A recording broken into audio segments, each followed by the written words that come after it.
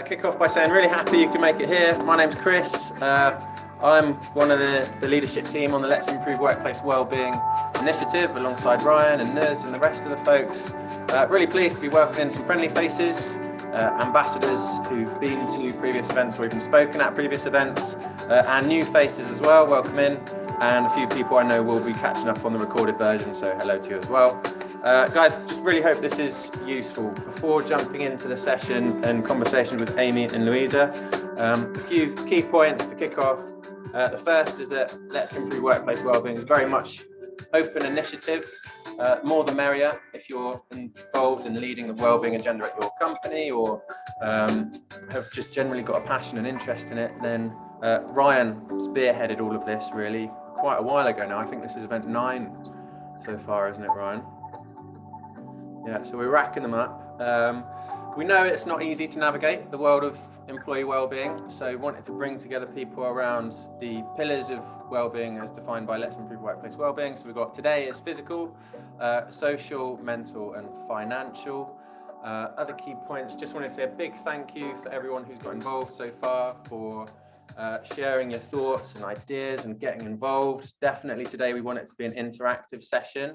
You're not just going to be sitting there twiddling your thumbs, eating satsumas. You are going to be answering questions, getting involved in the breakout rooms and in the chat.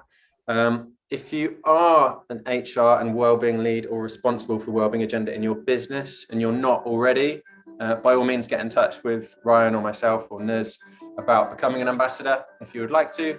And I think potentially last point here, Ryan's going to talk a little bit more about this at the end of the session, about some of the new ambassadors who've recently joined the team, just to give a bit of a thumbs up and a nod. Let's do it.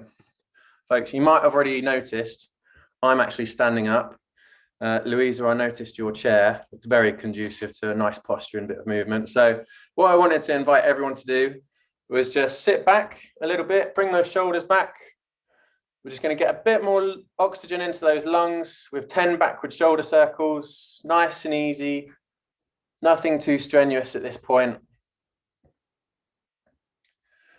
And what we're doing by getting those shoulders back is just getting 10 to 20% more oxygen into those lungs, and oxygen into the lungs gets oxygen in the brain. We're going to be more receptive, more ready to learn, listen, and engage.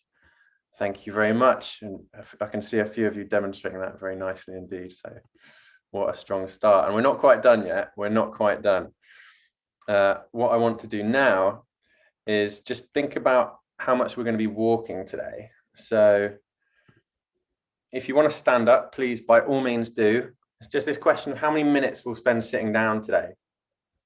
For a lot of us, we're probably thinking it's a few too many at this point. So 10 minutes of that brisk walking can actually count towards our government guidelines, 150 minutes of moderate aerobic activity per week. So yes, we're sitting here right now on this Zoom call, but actually later on, perhaps you want to get out for that walk. You can have a call, etc. I know it's probably something we've heard before, but common sense isn't always common practice. So thank you very much, everyone. Really, really good. A few last stats to share, a bit of status update on where we are in the UK. We know that a lot of us are struggling. Here's a bit of a snapshot on how lockdown and restrictions actually impacted that. So yes, we've got less time committed to the commute, but actually we saw a dip in the number of adults meeting physical wellbeing guidelines through the pandemic.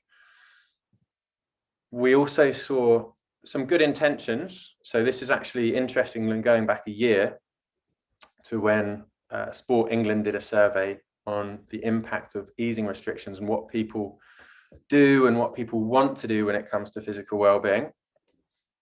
Not going to read through all of these. I'd imagine quite a few of us resonate with the 52% feeling guilty for not doing more. But nonetheless, trying to put a bit of a positive spin on this and also a bit of a modern spin. So I think Will's going to just share a link to the CIPD's Health and Wellbeing at Work report, which was released a couple of months ago. So these stats and this presentation, by the way, do get in touch if you want to have the PDF version. But ultimately, physical health is kind of one of those easy to forget. Mental health, rightly, financial well-being, rightly, all of these things getting limelight, but physical wellbeing in my mind is something that we understood in the 80s, 90s. In employee wellbeing perspective, it was one of the first more obvious boxes to tick. And the stats from the CIPD essentially say that, again, it needs to be right there alongside mental health with what people feel they need right now as a result of the COVID-19 lockdown and the impact it's had. There's a lot of options. This slide here, you can see in the yellow box, is highlighting the physical health aspect. So we've got mental health at the top, which employers are generally designing their offer to promote. And then toward the middle of the pack, we've got the physical health side of things. So just setting the scene here on where all of this fits. And one common misconception is that we see physical well-being and mental health as two separate things as part of a bigger strategy, when actually, as I'm sure Amy and Louisa will be noting, they're very much linked. So that's all from me on stats, other than to say the business link really, really is crucial. We know that short-term absence and long-term absence are both driven by musculoskeletal injuries, for example, featuring people's top 3 answers. So if that's the business case, and we all know that physical well-being is important, there are a lot of options that we can take from free eye tests. Again, you can get in touch if you want the slides from this. But as you go down this list, perhaps thinking, yeah, we do that, we don't do that.